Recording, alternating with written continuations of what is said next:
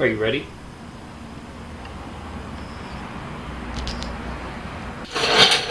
So a while ago I bought this trike right here. Bought it used for $100, and although it's really cool, at the time it had a foldable basket in the back that was not so cool, not so up to my standards. But there's quite a bit of space back here.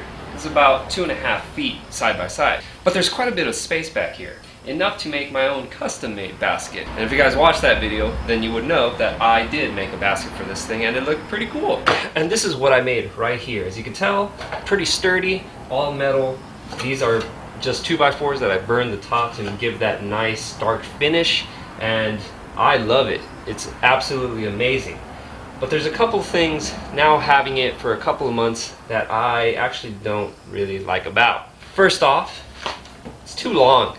I don't know why I made it too long. I thought I was going to be carrying my dog back here. That's pretty much why I made it. If you could read, I ingrained his name, Oso's Ride. He doesn't really like being on here for long periods of time, so it's too big. Another factor is that it's too heavy.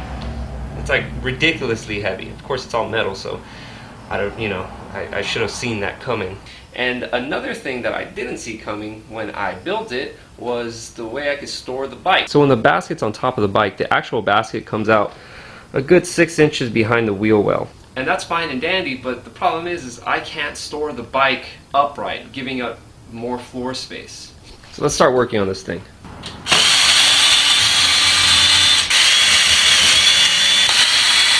So I'm actually going to cut the cage exactly parallel to the tire back here. That way when I store it vertical, this cage and the tire hit at the same time, thus giving me a platform to, for the bike to stand up straight without it tipping over.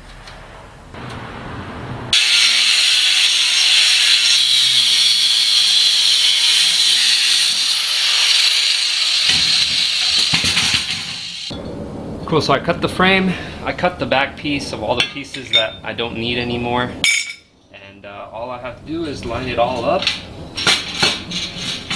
like so, and weld the edges, obviously grind off the excess welds to give that smooth finish, and we should be good.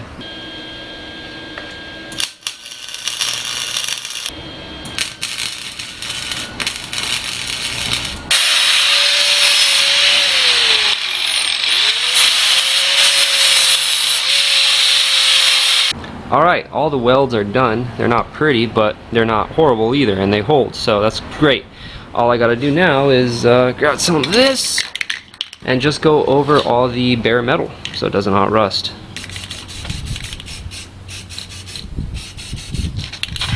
Alright, sweet. Once the basket is dry, it's time to cut the boards because they're way too long. So instead of cutting it on the back, I don't want to lose the Oso's Ride logo because it actually took me a while to do that, so I'm going to cut them in the front because that's where it's straight.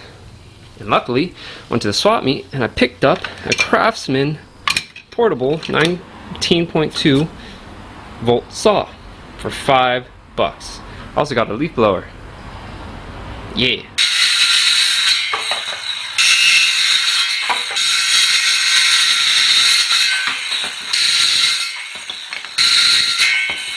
We're almost done. All I gotta do is screw the wood in, screw the whole cage in, and then we'll be good to go.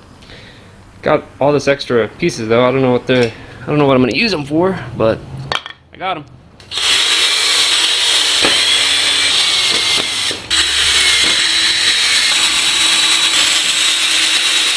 All right, nice. So it only took me about 1 hour and a half. Yeah, I lost a couple inches, but you know what, the weight that I saved was worth it, and quite frankly this is ample amount of room for what I need, mostly my cooler that goes back here. And should we try putting my dog back there? You want to come up here also?